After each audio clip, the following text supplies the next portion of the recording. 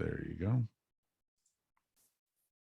All right, let's do it, kids. 3, 2. Hey there, welcome back to Earth Station 1. And now we are here to talk all about Black Adam, the new film starring Dwayne "The Rock" Johnson. And it was interesting. There was some big surprises in this one, and we got a great crew to talk all about this. So, Mr. Mike, want to load the crew in tonight? Absolutely. Well, I mean, this is a movie that has a lot of roots in deep DC universe stuff. So we had to get our DCU guys on. Earth Station DCU. We've got Drew and Cletus. Welcome, guys. Hey, thanks for having us. Yes. It's been way too long since we've had you on the station. Of course, you know, these DC movies don't come out very often. No. And this one, I think this one has been in production for a long time. I think Dwayne said he's been working on this for like 15 years or something like that. It's been on the schedule for almost 10, I think. Absolutely. Let's start off talking about, because there's a lot to unpack here. So let's start by talking about our relationship with the character. We'll start with you, Cletus. Do you remember what your first sort of introduction to the character of Black Adam was? Man, I think it was in the Jeff Johns JSA run. I'm pretty sure was my first interaction with the character. And then I don't remember when it came out, but DC has a really nice short animated film called Superman Shazam. And it's the two of them fighting up to fight Black Adam. It's like only half an hour. It's on HBO Max. It's great. And I really loved that adaptation of those characters. But my biggest relationship with the characters, actually my master's thesis, was half on him and half on Sinestro. It was sort of analyzing the tragic villain and kind of using classical tragedy structure, but applying it to superhero villains. So I've actually studied Black Adam pretty closely. Wow. That's pretty amazing. That's awesome, dude. Yeah. New Drew, respect for you, Cletus. Total new respect. Drew, what about you? How far back do you and Black Adam go? Did you write a paper on him? Huh? No. Now, I'm thinking probably during the Power of Shazam comic series. You guys remember that? Oh yeah, of course. I think it was during that, but there used to be a Shazam cartoon on back in the early 80s. I don't know if he was on there or not, but I remember watching Captain Marvel Jr. and Mary Marvel on that cartoon. I don't know Black Adam was on there. He was. It was called the Kids Superpower Hour with Shazam. And that's not to be confused with the live action Shazam that they did, but then afterwards they did a cartoon version of it. And yes, Black Adam was on at least one episode. So I might have been introduced to him on that. Now I remember the live action Shazam show barely. I remember a camper and some old dude on there, but I don't know if Black Adam was in that either. He was not. No, sadly enough. But my introductions to the Shazam character goes way back to that live action show. Yeah, absolutely. I that's where I think I encountered him, at least Shazam first, or Captain Marvel as he was called then. But yeah, I'm a little bit spotty on Black Adam as well as when I first got introduced. But I think it's very similar to you, Drew. What about you, Mike? For me, it's probably right about the same time, but I remember reading when DC Comics got the rights to Shazam, and they did in the early 70s. They started doing the Shazam comics, and it had Dr. Savannah, it had, Isbis and Mr. Mind. It had those characters, and Black Adam turned up there. And it was interesting because it's like, wait a minute, DC Comics has Shazam / Captain Marvel, but Marvel has a Captain Marvel also. And so it was always, it was just interesting with that at the time. And so, but I, of course, being the collector, and Shazam I loved right from the beginning because he was a little more cartoony than Superman. He was this almost the same powers as Superman, but he had the powers of the gods. And then they had the TV show that Drew was talking about on Saturday morning, and then it had Isis, and it was just interesting to see that series. And then they started putting out the Shazam, like not phone books, but like omnibuses and stuff. And they went all the way back into the 1940s and got introduced to Black Adam that way. And it was interesting with that because, he was basically the wizard Shazam who gave, Billy his powers, gave Teth Adam the same powers, but back in the Egyptian days. And basically he was banished from Earth for 5,000 years. And it took him that long to get back. And, that's when he, met the Marvel family and everything. And he was a dastardly bad guy. But then, slowly but surely they started making him, especially, in the 90s and into the early 2000s, with the JSA and other runs, they started making him more into like a gray type character, that he wasn't quite evil, but he was not a good guy. As he said, he's not a hero and everything. And so An anti-hero. yeah, exactly. And so it was just interesting to see. And, he then became the ruler of Kandahar, and it was just interesting. And Yeah, it's hard for me to believe, I was doing the research and everything, that Black Adam in the initial Fawcett run of Captain Marvel was only in one issue. They only had one appearance, and he was one and done. Like, as you said, Mike, the wizard, like, chucked him away, and he spent like 5,000 years flying back. He comes back and he goes up against, the Marvel family, and they trick him into saying Shazam. And because he's so old, it's been 5,000 years. When he says Shazam, he just turns into like a skeleton. Like he just like he turned to dust, basically. Pretty much. Yeah. And that was it. So, yeah, but so it is interesting because I always think of Black Adam as the anti-foe, or the major foe to Shazam, we'll call him. And like Batman as Joker, and Superman as Lex. And I thought that's the role that Black Adam has for Shazam. And that's the way. I don't know why that's always like been, because I could have swore that he was in Super Friends, Challenge of the Super Friends, part of the Legion of Doom, but he's not in there at all. This is way before that. So I think I might have it confused, like you, Drew, with the cartoon, like all those DC cartoons kind of mixed together. So, but like most of you, I really got to know him within Jeff Johns' Justice Society run, as well as the New 52. That really, I think, out of the New 52, not the New 52, sorry, the Series 52, the weekly thing that they came out with, that seemed to be like Black Adam's like title. Yeah. I mean, I know there was other stories there too, but the one I was most interested in was the Black Adam's part of it. Oh, he's definitely the breakout character of that story for sure. Yeah. And you're right, Mike. They turn him into this anti-hero where he's not a, he's the leader. He takes over a whole country. He's kind of like Marvel, like I guess in Marvel Comics, you'd equivalent to like Doom or maybe Submariner kind of thing, where he has his own kingdom. Yeah, exactly. And because it's interesting, because when I think of Black Adam nowadays, I think of like Jerry Ordway's version of him and stuff from the Power of Shazam, just because he did it so well.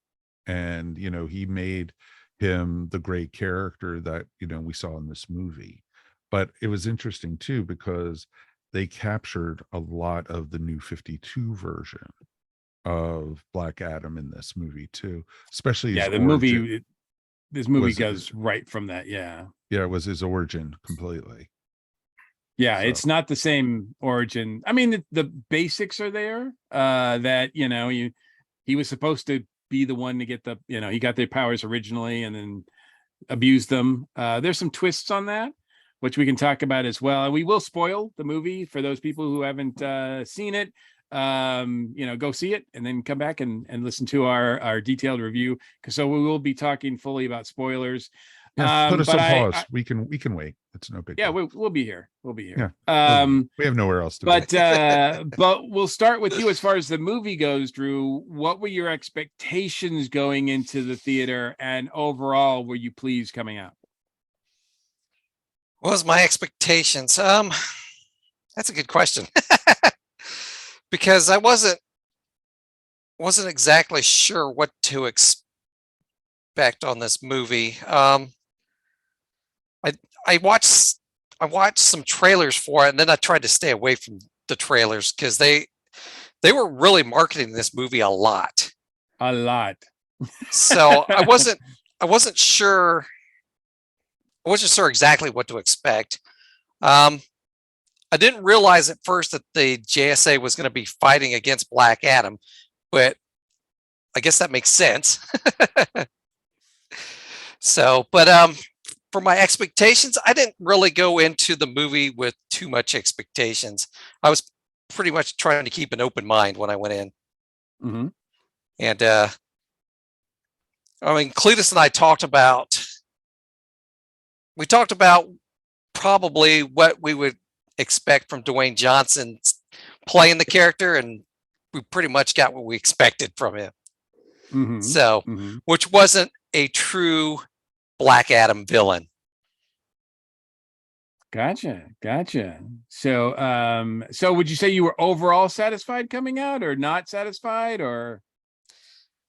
I liked the movie, but Black Adam wasn't exactly Black Adam. He was more of a hero that killed than an actual villain. Gotcha. Drew, what about you? What similar expectations going in?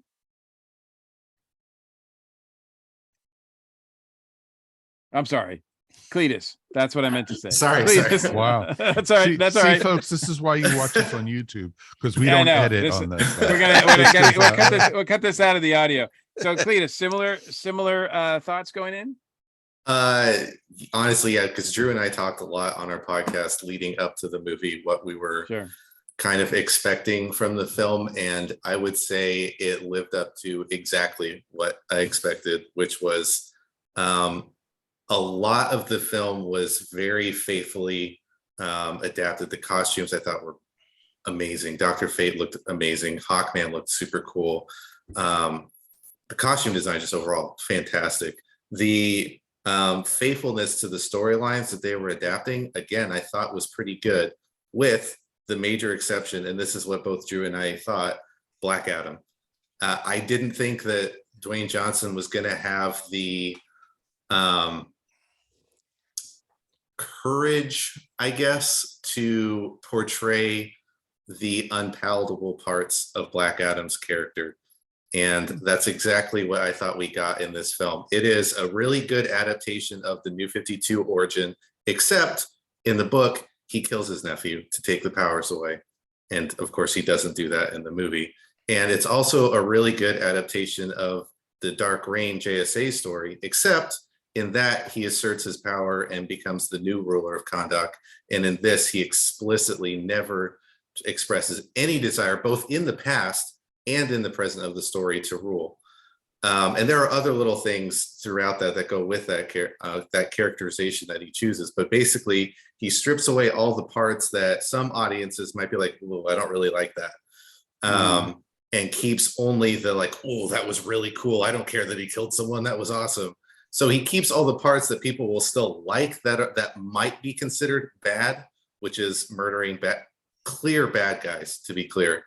And stripped away all of the other nuance to the comic version of the character, which is, I have always, even in the modern adaptations of that character, I feel have always been like a dark gray. Like, he will fight on the side of good, but you always know that it's because it suits his needs. and he's not going to necessarily do it in a way that the heroes can stomach. And I just didn't think we got that version of the character. And I wasn't surprised that we didn't, because I don't think that Dwayne Johnson wants to play a character like that. I think he wants to be liked too much. Yeah, well, I think, and I don't know if, I mean, part of it is him, and I think also Warner Brothers doesn't want that either. They weren't out to make another Joker movie, right? Where this is a spotlight on a villain. That's not the impression that I got. So, but it is very interesting, the takes on that. Mike, what about you? What did you feel like going? Because we talked about it a little bit about, obviously this was one that we wanted to cover. We were somewhat excited, especially because of the DC Comics lore, especially with the Justice Society part of this. So what were your expectations pretty high going in? My expectations were high until I started hearing some of these reviews that were out there. And I was like going, seeing the reviews, and it was getting skunked, by the reviewers. It's like, oh, I guess we'll still have to watch the movie. Oh my God, but then people I knew and cared about and respected started going to see it and posted on Facebook that this movie was awesome, that they really enjoyed it. And I started getting my hopes up and everything, but I still went in fairly, ambivalent. I was hoping that they would do the Justice Society proud. I was hoping that, we would see Dr. Fate, Hawkman, Cyclone, and Atom Smasher done well, at least. And, and then, I thought, oh, The Rock's just going to be The Rock, the way he is in most movies. And I walked out of that theater smiling ear to ear. I enjoyed the film. It was a good soda popcorn, and it was fun to watch. It was neat to see that there is a Justice Society in the extended DC universe in the movies. And it's awesome to see that there was something before the Justice League. This is legacy we're talking about, folks. Hawkman and Dr. Fate have been around for a long time. There was the Atom before that, played by Henry Winkler, of all people, which was frippin' awesome. One of two Henry cameos we get. Yeah, well, we won't get to that other one yet. We won't get to the big red cheese yet. Can I interject just real quick on the Winkler cameo? Was that just because was there any connection there? Because when I saw it, I was like, no, this feels like it has to be for a reason, but it was just for fun, I guess. Not that I could think of. I can't think of any connection there. No, I was very surprised to see him in the movie. I hadn't heard anything about it. So I was like, hey, it's the Fonz. Exactly. The Fonz was in it and everything.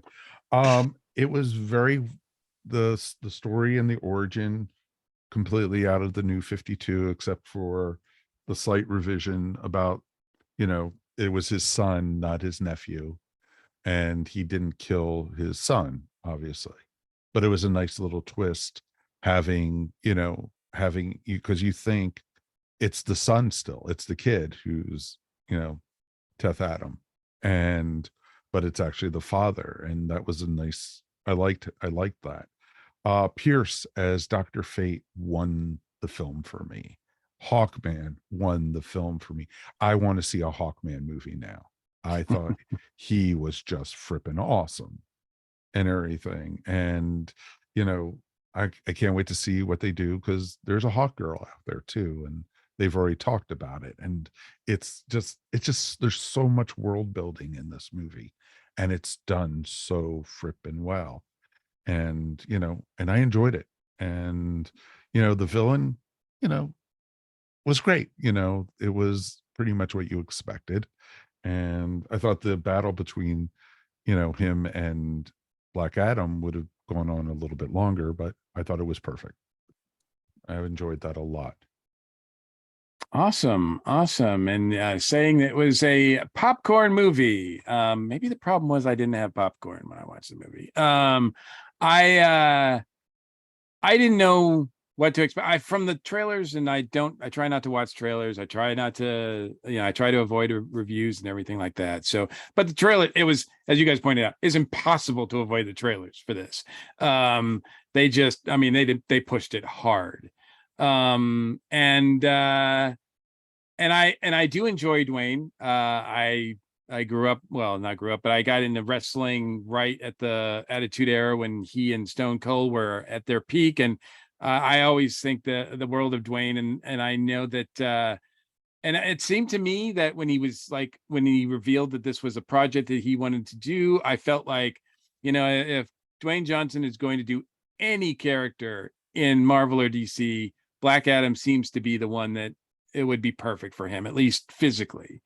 I did start to worry though, and I'm going to call Dwayne out on this. So if you're watching or you're listening, I'm going to call Dwayne out on this, because I saw an interview with him where he said that he always felt kinship with the character of Black Adam. He thought, he always felt connected to the character, because as a kid, he would read, the comics, and it was a hero that was of color, the same color of him. And it really stood out for him and made an impact. And I was like, okay, Dwayne, you are a little bit younger than I am. There's nothing as a kid that I saw that suggested in any way that Black Adam was not a villain. Like he was a villain in every way. That problematically so, when he would have been a kid. Absolutely. So if he had said, and maybe he's referring to like some of the stuff that Jeff Johns did later, where he develops the character a bit more, and I can get behind that, certainly, because as we've all pointed out, this is that's the inspiration for most of this. I mean, Jeff Johns isn't listed as a writer, but he should be. like Jeff Johns laid a lot of this story out. But I do feel like the adaptation was not 100% successful. I think that the actors did a lot. That's the one thing about Dwayne, is that you can give him the silliest lines, the silliest situations, and he can play them off convincingly, and he does so. Like, he takes this character and runs with it. Again, as you guys pointed out, it's more of he keeps saying over and over again that he's not a hero. That is drilled into us multiple times in this movie. And yet, as we know from the comics, he's a lot more heroic in this than he is in the comic version of him. But overall, I thought the story was pretty weak. I didn't think the action sequences were that impressive. I thought the villain was predictably dull, and just a wad of CG at the end that I just didn't connect with at all. I like the performances by a lot of the actors and the characters we can talk about. But overall, I enjoyed it to an extent, but I didn't love it.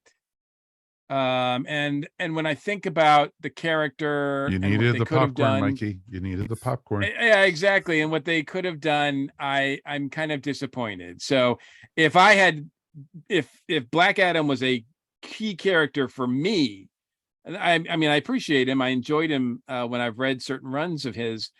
But if I was really connected with him, I probably would come out of this really disappointed, because this is not the Black Adam I probably would have wanted to see. But we can get into more detail, especially on stuff that's good, stuff that we enjoyed. And I think, as Mike pointed out, because it's not just Black Adam's movie, right? It's also the Justice Society's movie.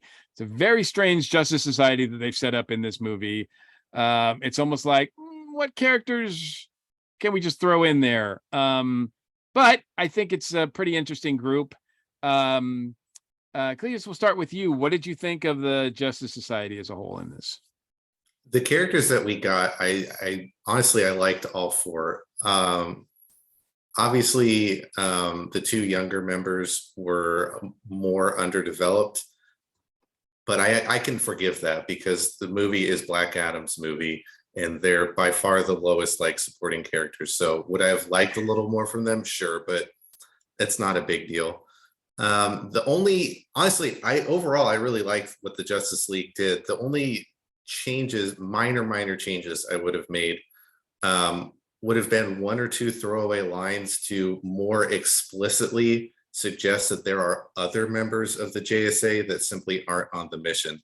I felt like the movie implied it, but they never directly said it. So like some people like us who have followed these characters can probably assume that maybe Jay Garrick or Alan Scott are out there. But if they could have even just a throwaway line of being like, oh, Jay Garrick was busy on some other mission, so we've got Adam Smasher in instead, I think that would have helped a little bit to make the team feel less hollow, because I don't need like 12 members of the JSA going to Kondak. Right. So that was fine. I would have liked like one line just implying that the team is bigger than 4 people. And then this ties into the change with Black Adam. I think their mission would have made more sense if it stayed to what it was in the comic, which is they go to Kondak to depose Black Adam from his newly instated rule, because they don't want the precedent of a superpowered being asserting his authority over a country, because you don't know what's he going to do to the people, and more importantly, what's he going to do to other countries at boardroom. No one's going to, he's the army. So who's going to stop him? So I think that would have, again, obviously, clearly they didn't want Black Adam to be a conqueror. I don't agree with that, but I think a side effect of that is it weakened the reason for the JSA to be there. It was a very weak reason, I thought, in the film. And I think it would have clicked better, and it's so easy to disagree with them. The movie gives you no reason for be like, yeah, this is justified, they should be there. Whereas if they're there to remove him from power, or at least try to remove him from power, I think you raise a good question for the audience, because some people will be like, well, they still shouldn't be there. The people want him.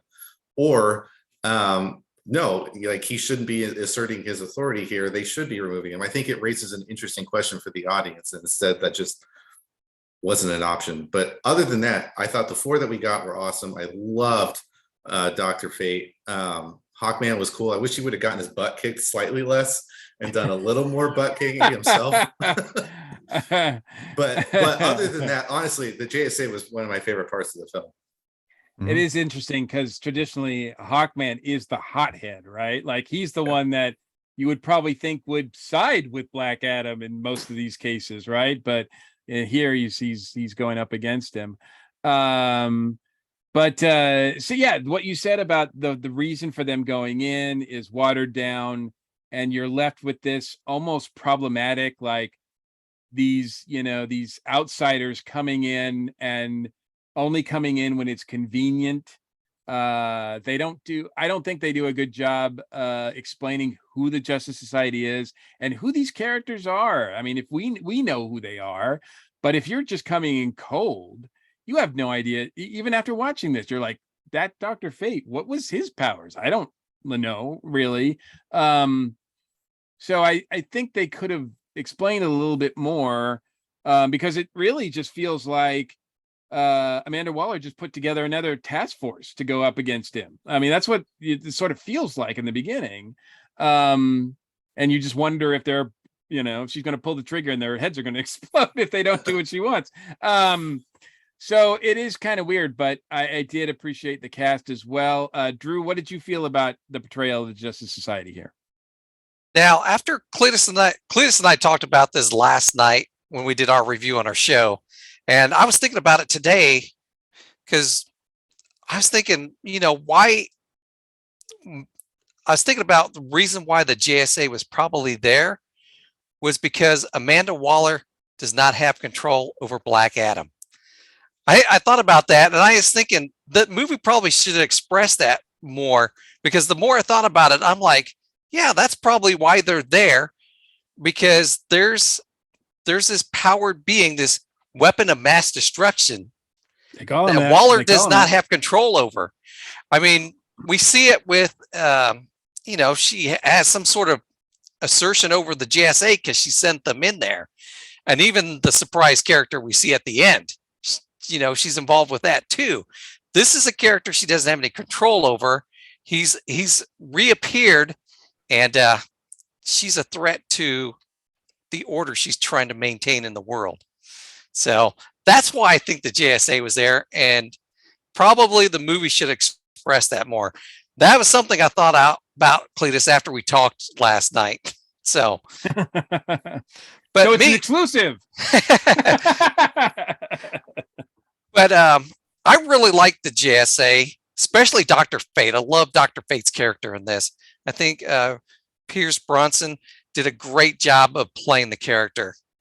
One thing I had to laugh at, though, was it seemed like Dr. Fate was always pulling his helmet off all the time. And the same thing with Atom Smasher, who was always pulling his mask off.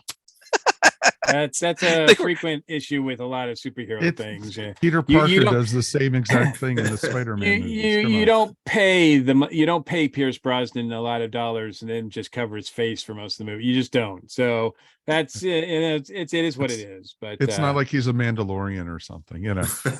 Although they could have easily explained that by saying, you know, if he wears the helmet, it takes a lot out of him. Like something like that, because, you know, I think at that stage it felt like that's what was going on. But so Mike, I have to ask you, because I know that I know what the JSA means to you. How did you feel about their portrayal here? I mean, you've already kind of said you like the performances, but what about their role in the story itself?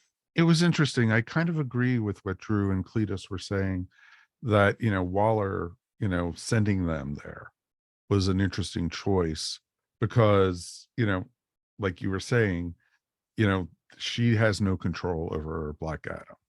And so she wanted to get him either in under her thumb in suspended animation, out of control, and, you know, into that suspended animation farm where he had all those other villains. I, for one, can't wait till it comes out on Blu-ray or 4K. So you can get a screenshot of who else is in there. Yeah, I want to see who else was in there. You know, it's just like, oh, this is good. But it was interesting too, because, you know, the whole thing with the JSA, it's like, I don't think she has anything on the JSA, the little bombs or anything. That's just the Suicide Squad. I think, you know, as she said at the end, that she'll call in a couple favors. So I'm pretty sure that's how she got the Justice Society there, to, you know, hey, there's something, you know, you owe me for something, some intel or something that they've gotten in a past mission. And so I'm thinking there's probably, you know, that was with it. But I think the reasons you guys gave for why Waller wanted the Justice Society there to take down Adam, I thought was perfectly legit and everything. And, you know, her reasons were very super at the end. So, you know, I think that, you know, I mean, we are putting that on the movie. We're helping the movie out by saying that, because they don't really explore that. Like, it would have been really interesting, I think, if the Justice Society had kind of figured out that they were being manipulated to do this, and then work with that. I don't think they were being manipulated to do this. I think they thought they were doing the right thing, seeing, you know. Well, of course, because that's what Waller wanted them to think. Well, exactly. But Black Adam was killing people. He was, you know, basically tearing a hole in Intergang, and, you know, basically not letting anyone survive. He was like, you know, shocking them. He was throwing them through buildings. He was throwing them into the sea. You know, there was no mercy for him. And I think it was because of the Justice Society that he actually started learning, you know, some mercy and everything. Maybe. You know, so I thought, I don't know. You know, so, because, you know, even with the scene when he took the two soldiers, you know, you're going to tell me where the kid is, or I'm going to drop the first one who tells me, you know, type thing. And he dropped them, and, you know, Hawkman said, you know, hey, I thought, you know, you weren't going to. It says, I knew you were there to save them, you know, basically. And, you know, I thought that was a great. No, he didn't. That's the thing. He didn't care either way. He doesn't care about life like that. He just does what he does. He goes, he destroys what he needs to, and he doesn't know what a door is at all. So, you know, he knows what they are. He just doesn't feel like using them, I guess. He makes his own doors. Let's put it that way. But I think you're right. But the movie, yeah, I think to your point, Mike, I think that Kandak is suffering under Intergang's rule, and Waller isn't doing anything about it. People are suffering, people are dying because of what Intergang's doing. She doesn't care. But if a superpowered being that's on the level of Shazam and Superman comes to play, oh, now she's interested. So she is sending the Justice Society in because she wants that. Like, she doesn't care what's going on in Kandak. This is not a mercy mission. This is not anything to do with that. She convincingly makes the Justice Society feel that way. But again, I'm adding so many layers to the movie that is not really there, I think. I mean, we can point to them and say, this is probably the case, but because I find the other thing about this story is that usually with stories, characters learn, grow. I don't know if any of the characters in this movie are any different at the end than when they started, except for the one guy who's dead, or a few guys. I was gonna say, well, like Dr. Fate, did. I mean, Mike, you suggested that Black Adam might have learned a little bit of mercy from the Justice Society, but I don't think that's the case. As Drew pointed out, like, he had no interest in the rule ever. So it wasn't a big surprise to see that he was not interested in ruling. And he's still going to kill people. I think he's still like, if you threaten Kandak, or any of the people that he, kind of cares about, I think he's still going to do what he's doing. I don't feel like any of the Justice Society, sort of grew. They kind of still are feeling the same way they felt. We didn't talk about Cyclone at all, but I thought she was a nice spark of life in this movie, and the way they portrayed her powers was really well done. I did like that a lot. I thought that added to it. But what is something else about the movie that you either really liked or maybe didn't like so much? Drew, we'll put it in your court now.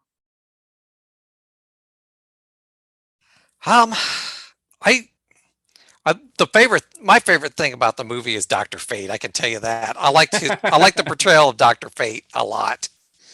One of the things I was kind of disappointed in was the fact that we saw Dr. Fate kind of predict that Hawkman was going to die. I thought they were going to do a resurrection thing with him. That's what I was expecting. And then when it was Dr. Fate that ended up dying, I was like, oh, that's a missed opportunity there. So I was kind of disappointed in that. When Hawkman says, like, I'm not afraid of death, and we know why he's not afraid of death.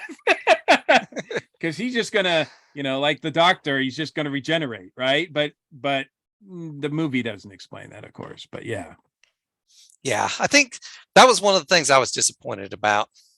And of course, we didn't. The other thing probably was Black Adam's origin. Just because if they would have done the origin from the comic book, it'd have made him more of the villain type of character he is. Mm-hmm. So I found that kind of disappointing too. Yeah. Cletus, what's something else about the movie that struck out to you? I don't want to sound like I'm beating a dead horse on this, but I just think so much of what I think some of the things that you're talking about and Drew and I have talked about where potential issues with the film all kind of circle back to a general lack of true morally gray actions from Black Adam. If you want to cut the part out where so they chose it for it to be his son. If you want to cut the part out where he kills his son to get his powers, fine. I understand. I don't need to see that. But I think you have to pick one. He either needs to sometimes kill people who maybe don't deserve it, or he needs to also show a willingness to rule.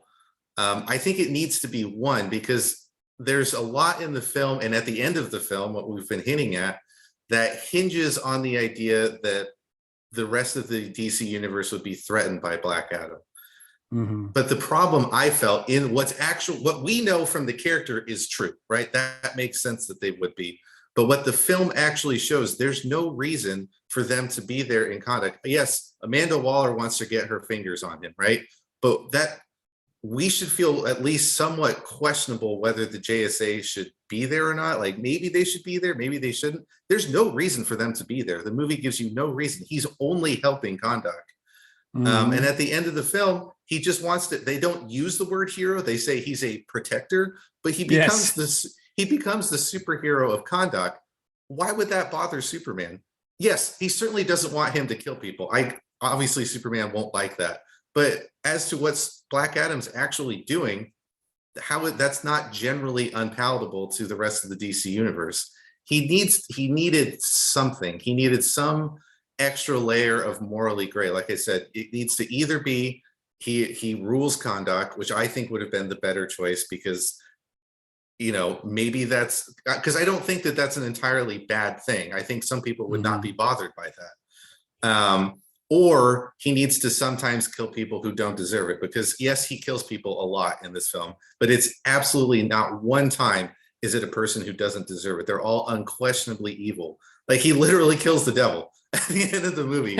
It's true. Who's going to be upset? Like, oh man, the devil didn't deserve to be ripped in half, Black Adam. I think the things that the movie wanted to do, like they make the twist of like, oh, it's actually the dad that gets the powers, not the son. That twist lands better if he did something to not deserve those powers. Yes, he loses control of them, but that's, I thought, pretty forgivable. I think there needed to be something. Whatever it was, again, either a little, I don't need graphic or anything, but more murderous than what we saw in terms of people who deserve it or not, or asserting his authority over the country. But it needed to be one, because what we got was a hero in everything, but he keeps telling us that he's not. But everything that they show us, he is. Right. And he kills, a hero that kills. But they even tease us with the whole ruling thing, because I think the only shot that I thought harkened back to like a comic frame or a comic panel or a comic cover was when he's sitting in the throne. Like that was almost like perfectly lined up with the J.G. Jones cover from one of the 52 issues. I'm not sure which one it is, but if you Google it, you'll just see it's like it's the Rock sitting in a chair. Like it's that, and then he turns around and destroys the throne, and you're like, okay, you teased us with giving us the comic book one. Now he's something else, right? Mike, anything else about the movie that you wanted to point out? No, it was interesting.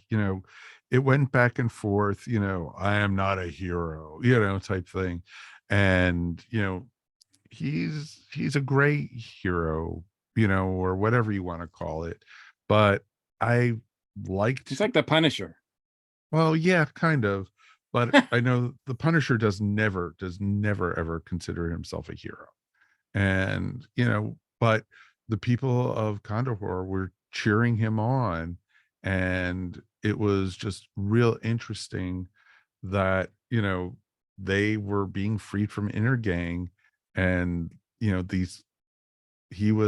was just interesting to see that, what one person might consider, a threat, other people will consider a savior, or consider, the right person for their community or their country or their society.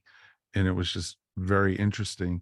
And to see, when they trying to stop Black Adam, the Justice Society is used to be welcomed as heroes, and they were being booed and everything. And it was just a neat thing to see that.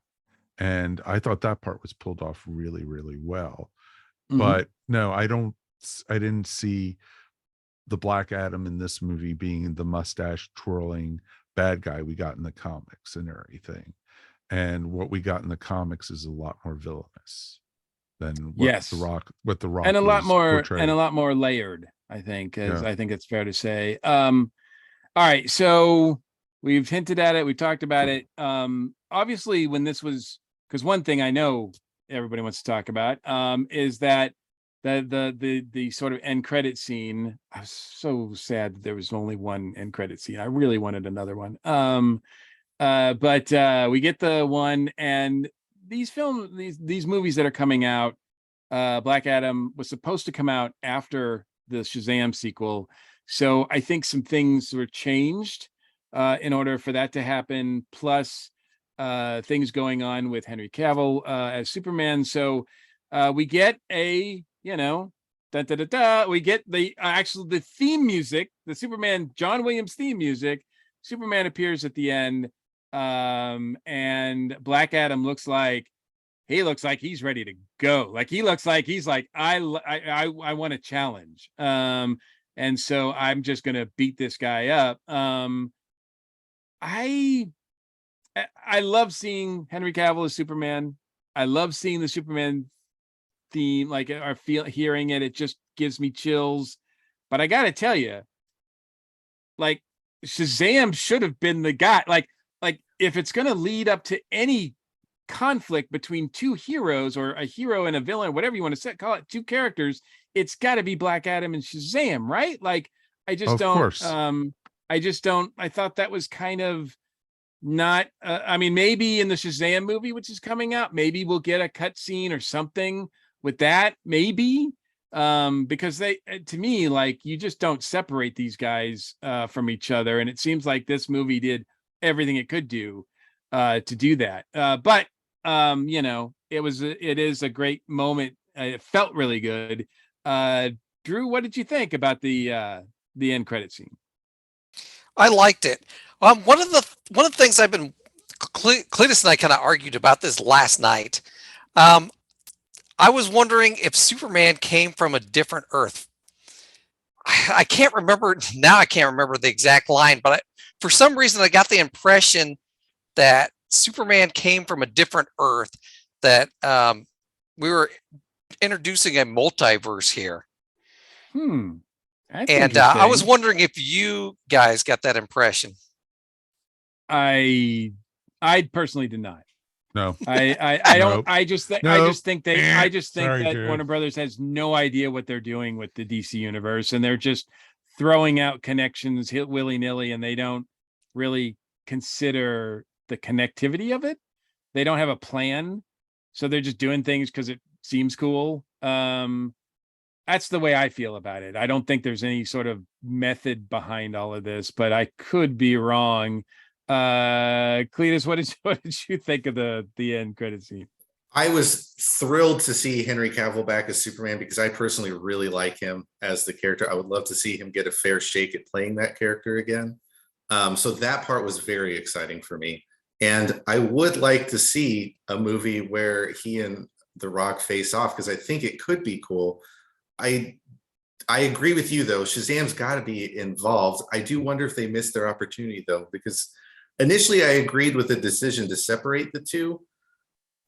But now, based on the Black Adam movie that we've seen, I don't know why the two would interact. They should, to be clear, they should. But based on what's been established with the two characters, why would a kid from Philadelphia be bothered with a Middle Eastern country? They do get their powers from the same place. Right. Yeah. But this version of Black Adam bears no grudge against the Wizard, right? The movie seems to pretty heavily imply that he agrees with his imprisonment.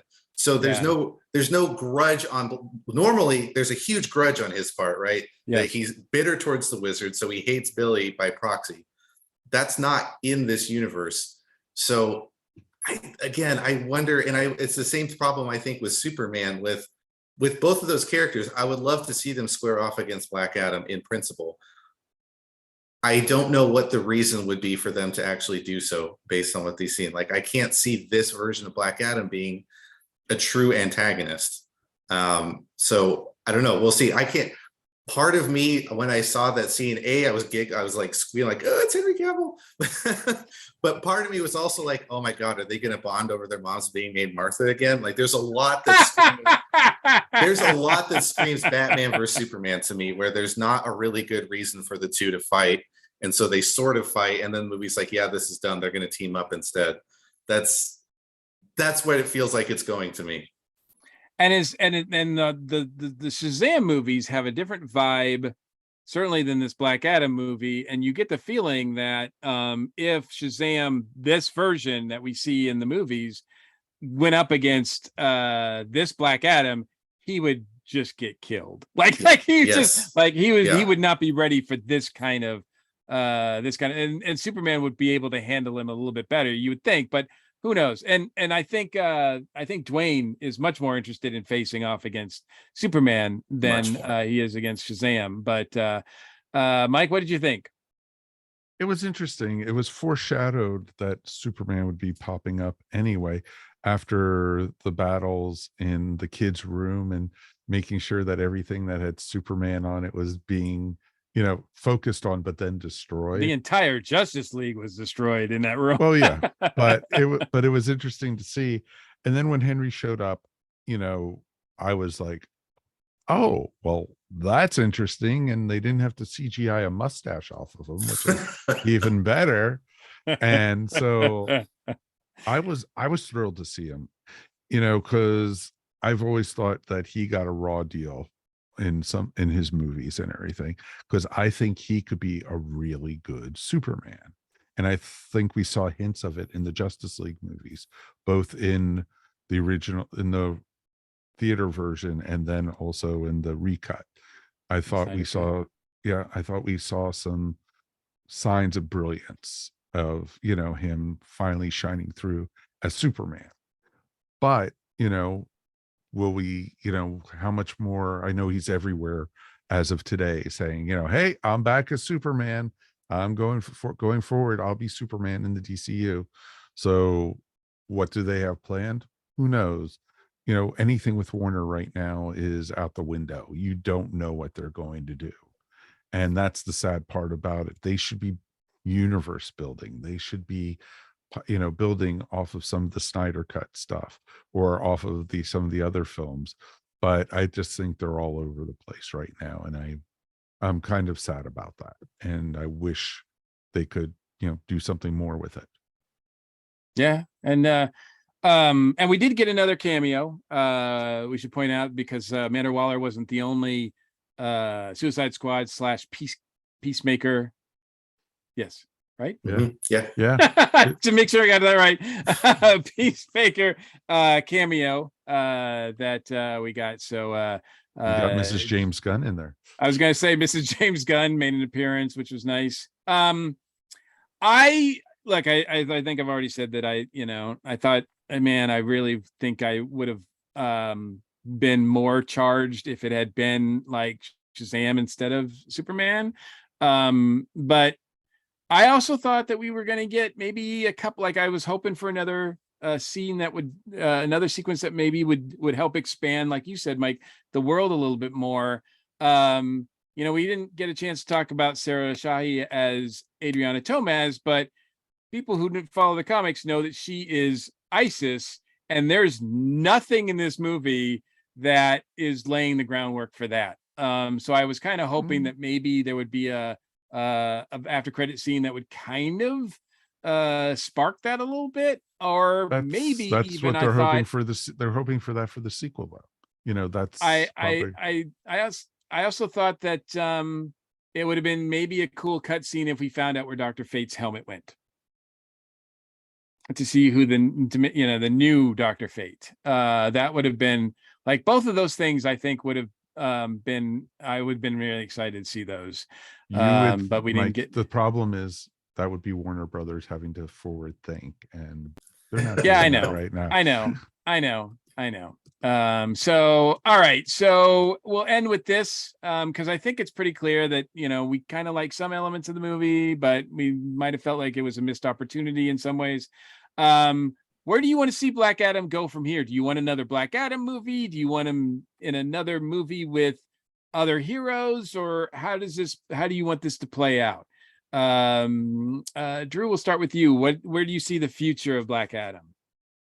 Well, originally I was always wanting to see Shazam versus Black Adam, but I don't know now. I kind of want to see the Superman Black Adam movie.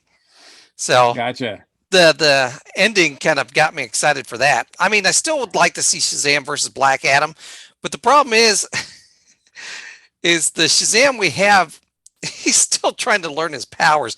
I mean, I saw the previews for Shazam 2 Fury of the Gods before the Black Adam movie, and Yeah, I did it too.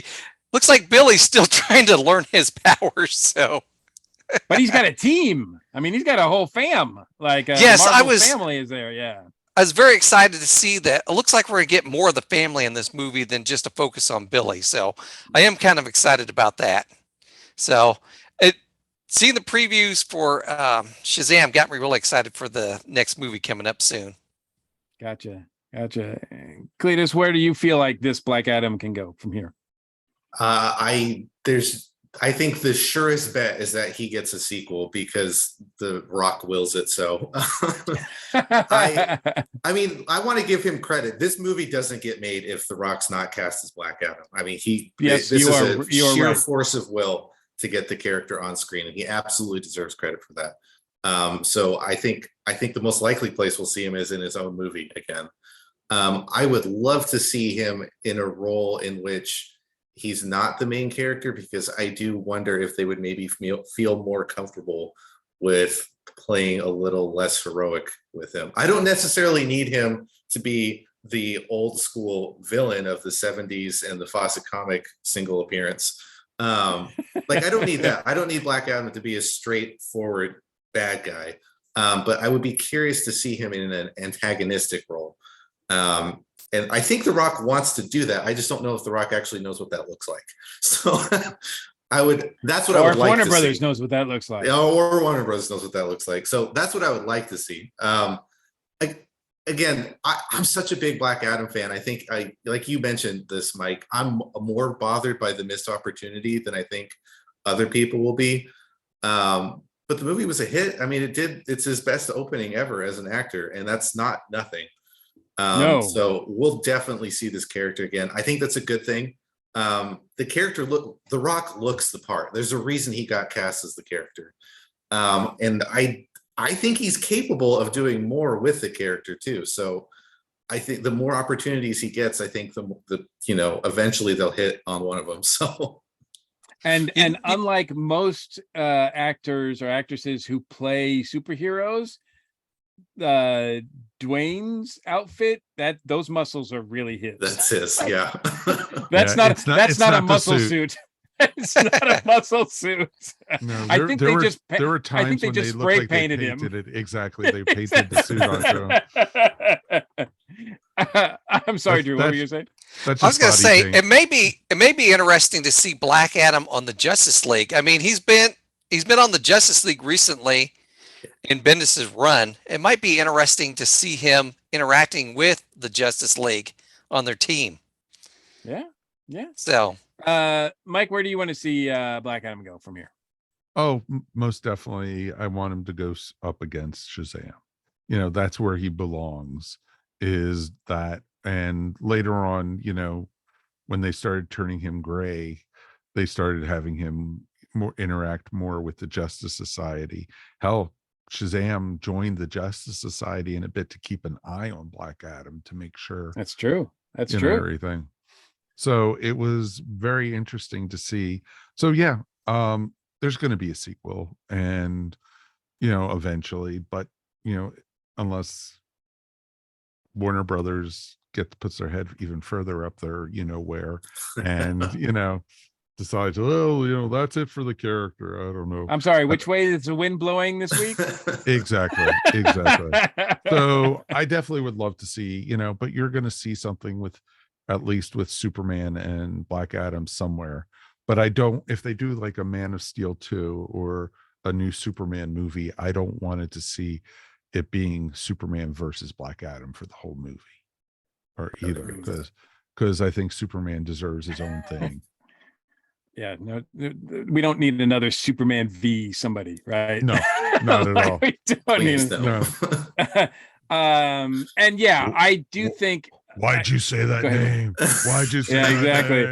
name? I think that look, I think if I'm running the ship, I think the end credit scene of the new the next Shazam movie ends with an appearance by Black Adam, which leads into a Black Adam / Shazam movie. Like, and however that plays out, it plays out. But I think that's what I would like to see anyway. And you know, like I said, I can't predict what Warner Brothers will do, because who knows who will even be owning them and running the show like next year. Like it just changes Next week. What do you mean? Come on. Exactly. So it's kind of crazy over there. But anyway, it's been really fun chatting about the movie with you guys, and we'll be right back to close out the show. Boom.